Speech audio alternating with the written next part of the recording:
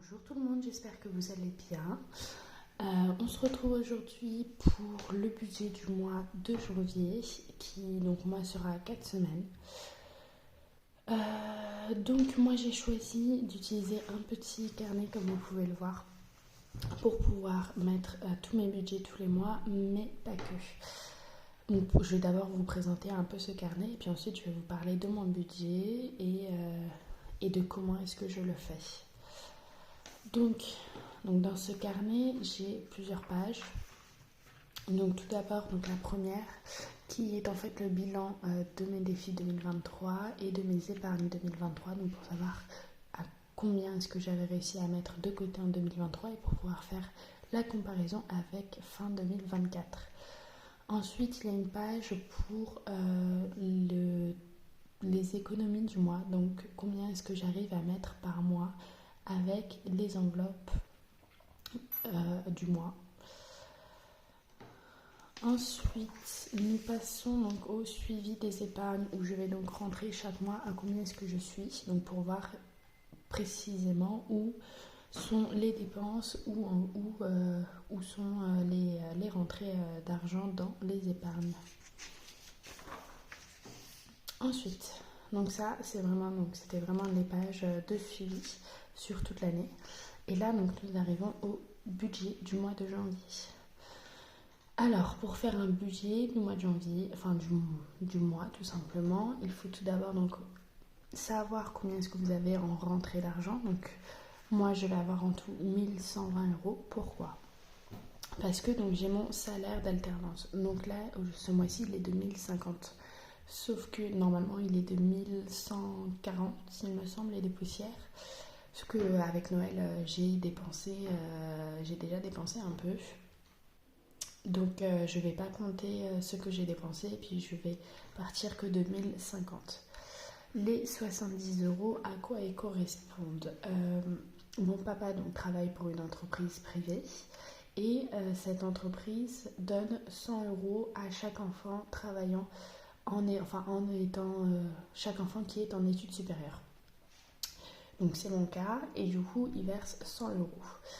Mes parents ne me versent pas la totalité des 100 euros. Pourquoi ? Pour éviter les virements multiples. Donc, c'est-à-dire que moi, je les rembourse pour le pass Navigo et pour mon téléphone. Donc, pour éviter qu'ils me fassent un virement et que moi, derrière, je refasse des virements, on déduit tout simplement la totalité du pass Navigo et une partie de mon abonnement téléphonique de ce bonus. Le reste de l'abonnement téléphonique, je ne le rembourse pas à proprement dit, tout simplement parce que je paye une partie de l'abonnement sport sur Amazon Prime de mon papa, vu qu'il utilise mon compte étudiant d'Amazon. Donc voilà, c'est pour ça qu'il me vire 70 et non pas 60. Donc voilà, donc la somme des deux me fait un total de 1120 euros. Ensuite, normalement, donc vous allez y déduire donc, vos charges mensuelles.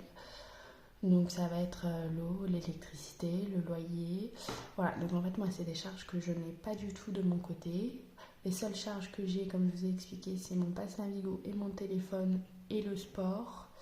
Ce que le sport, c'est par chèque.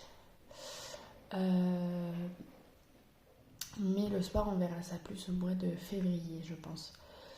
Donc moi, niveau charge, vu que j'en ai pas, je vais mettre tous les virements automatiques. Donc ça va être sur mon livret A, sur mon livret pour les vacances, sur mon assurance vie. Et je vais également mettre de côté mon pass Navigo et une partie de mon téléphone. En fait, je fais comme si ce bonus est vraiment en plus.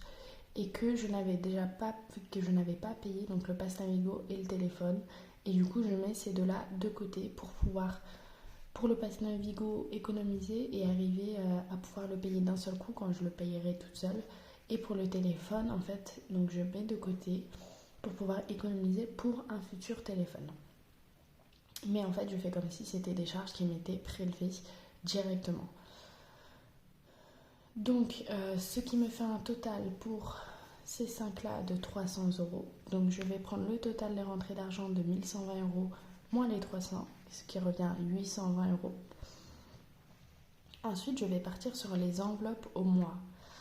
Donc dans les mois, dans mes enveloppes au mois, il va y avoir donc la cantine avec mon entreprise, ce que je laisse également sur ma carte bleue, ce qui va être normalement prélevé tous les mois avec les chèques pour le sport, et après donc les enveloppes mensuelles, donc le restaurant, l'alimentation, le shopping, la santé et les imprévus. Donc moi, comme vous verrez par exemple dans alimentation, je ne mets pas beaucoup. Comme je vous l'ai dit à nouveau, je suis chez mes parents, donc je n'ai pas énormément de charges. Ce n'est pas moi qui fais les courses. Donc je n'ai pas à mettre des grosses sommes dedans. Donc dans la cantine, je vais mettre 70 euros. Il arrive que je mette moins. Donc généralement quand il en reste, ça part en défi. Donc dans la CB, je vais laisser 30 euros. En sport, ce mois-ci, c'est 50 euros.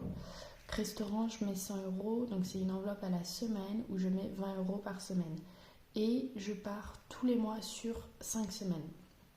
Donc quand vous regardez un mois, vous pouvez voir, quand vous regardez le calendrier, le nombre de semaines qu'il y a à peu près. Sachant que moi, mon mois de décembre finit le 7 janvier. Donc il déborde totalement sur le 7 janvier.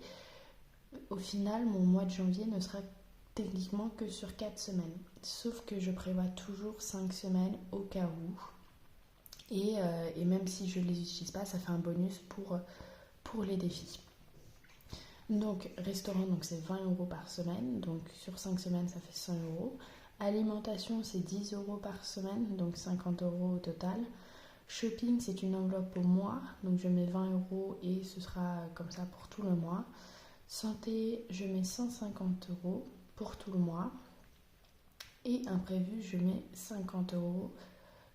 Et donc c'est 10 euros par semaine, donc 50 euros. Donc toutes ces enveloppes, ça fait un total de 520 euros. Donc à nouveau, on va prendre le reste qui a 820 euros moins les 520 et il me reste donc 300 euros. Donc ces 300 euros, je vais pouvoir les utiliser pour mes épargnes. Techniquement, je mets plus que 300 euros en épargne. Donc, comme vous avez vu, dans les virements automatiques, au final, tout part en épargne. Mais ici, ces épargnes, ça va être vraiment mes enveloppes budgétaires et ce qui est prévu pour. Donc dans mes enveloppes budgétaires épargne, vous allez pouvoir voir que généralement il y a des enveloppes qui ne bougent pas, où je mets la même chose tous les mois et où j'essaye vraiment de ne pas y déroger. Donc notamment Noël où je mets 30 euros par mois.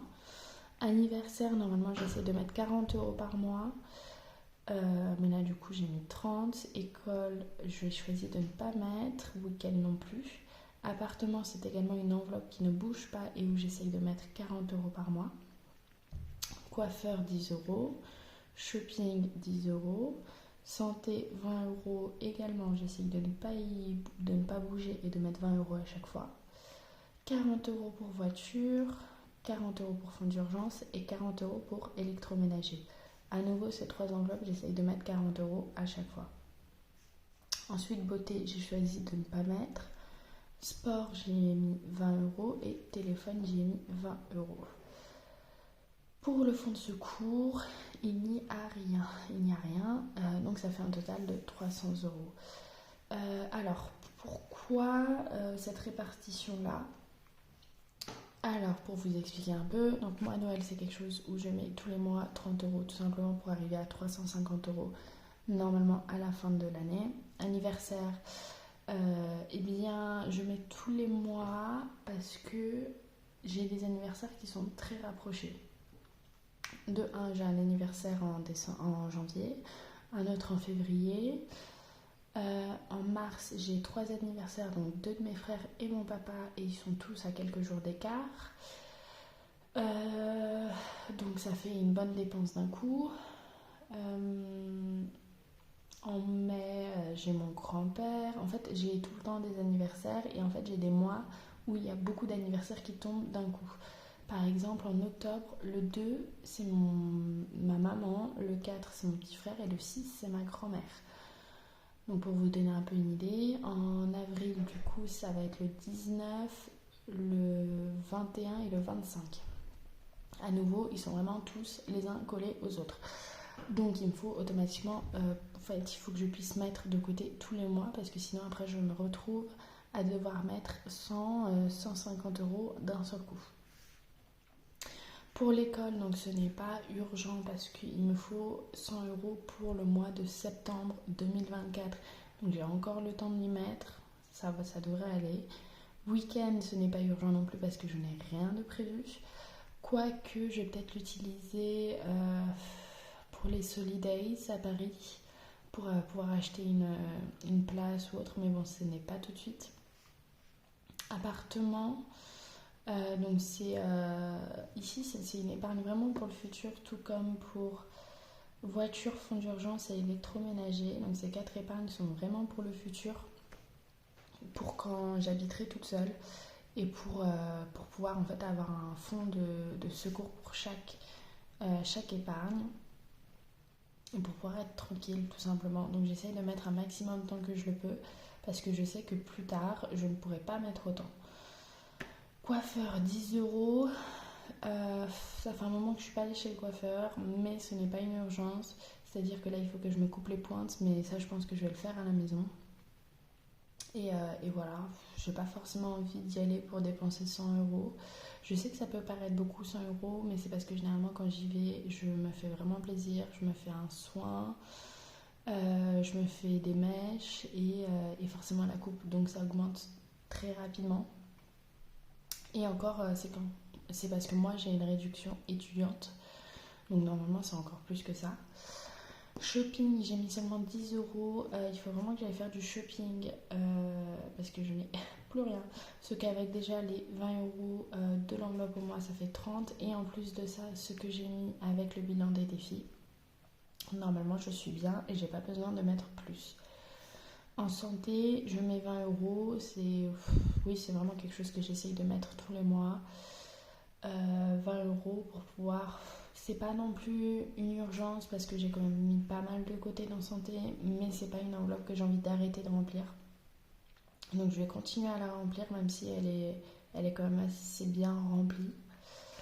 Donc ça on saute parce que je vous ai déjà expliqué. Sport, je mets 20 euros.